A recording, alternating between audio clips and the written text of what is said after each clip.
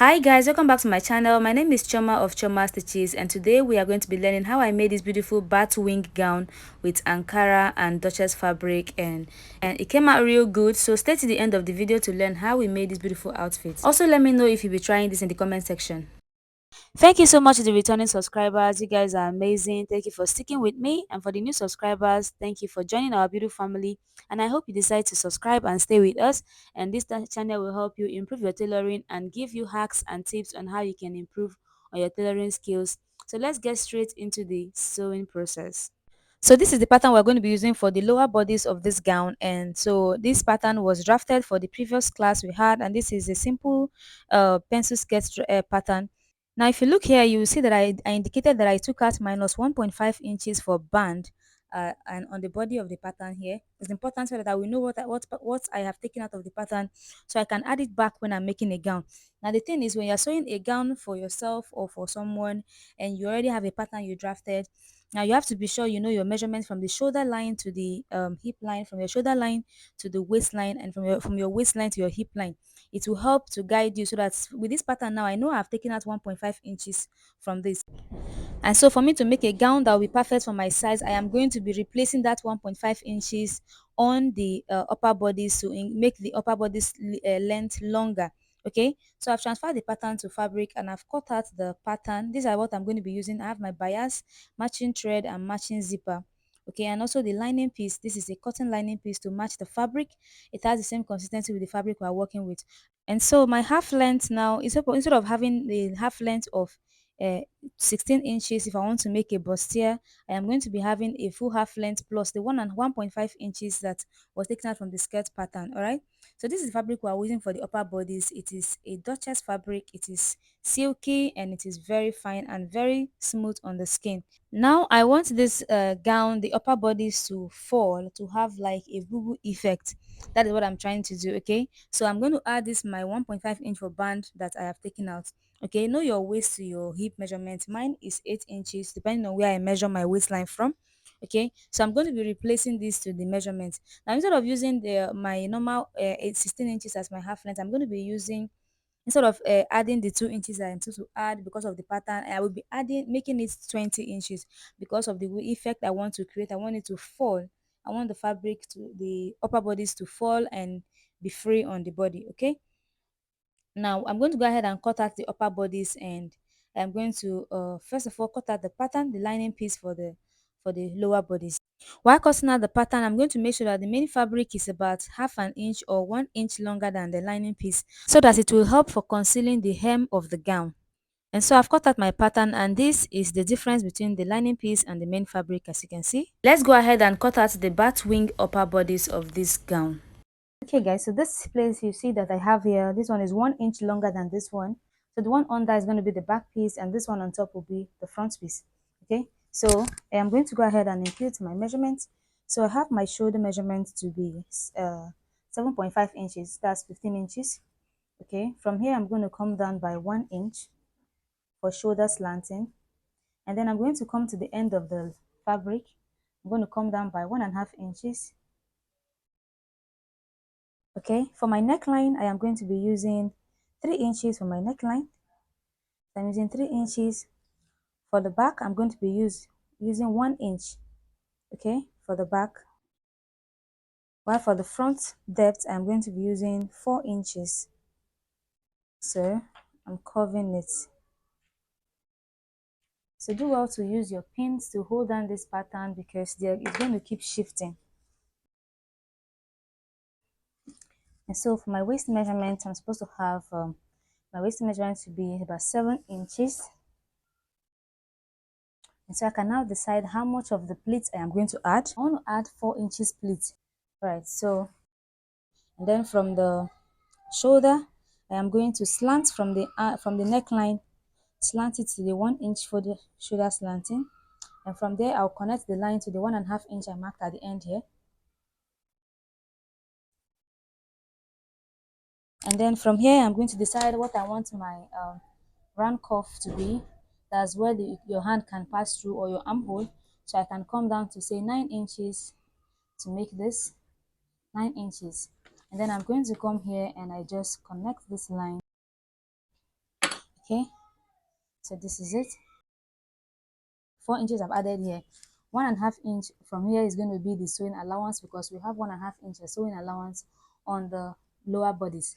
Okay, so in other words, the dart we're taking out is no longer going to be 4 inches, it's going to be, okay, it was supposed to be 4.5 inches, but now I can take out, if I take out 1.5 inch, so I have 3.5 inches as the dart I'm going to be taking out from here. So I'm going to go ahead and cut out this pattern. While cutting out the pattern, be careful not to cut the neckline for the front and the back piece together. Cut it separately. And we've cut out the pattern, and so I'm going to take out the pins we used in holding it together, and I'm going to set it aside. Now I'm going to go ahead and open out my pattern, and I will mark out my dart lines. And here it is. I've marked out the dart line to save time. I will also take out the dart for the back pattern, and the dart is a bust span, which is the nipple to the nipple measurement, which is 4 inches, 8 divided by 2. Okay, so I've taken out the darts. I've taken out the darts of this one, and okay, take out the darts first before you pleat the upper bodies to it. And so I'm going to go ahead and pleat the upper bodies, match it center to center so that the pleats will be evened out. And now I'm going to match the end of the fabrics together. And now you can decide what direction you want the pleat to go, whatever effect you want to give it. This is where it comes in. So I'm just going to go ahead and pleat at the top of my head however I feel. Have fun doing this, okay? There's no particular way that you must do it. And then whatever is left, I am going to fold it in here. I'm going to do the same thing over here. And since I want it to come in the same direction, or you can give it opposite direction, however you feel like. So what's left, I'm going to place it like so. Okay, so now here's the beauty of the lining part.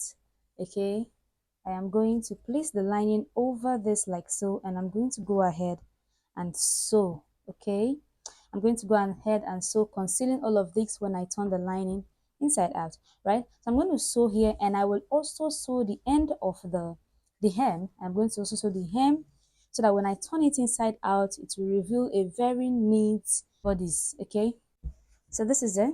I've sewn the waistline and I've sewn the hem. So now I'm going to turn it inside out. And look what we have. We have this looking so clean like this. Look at the back.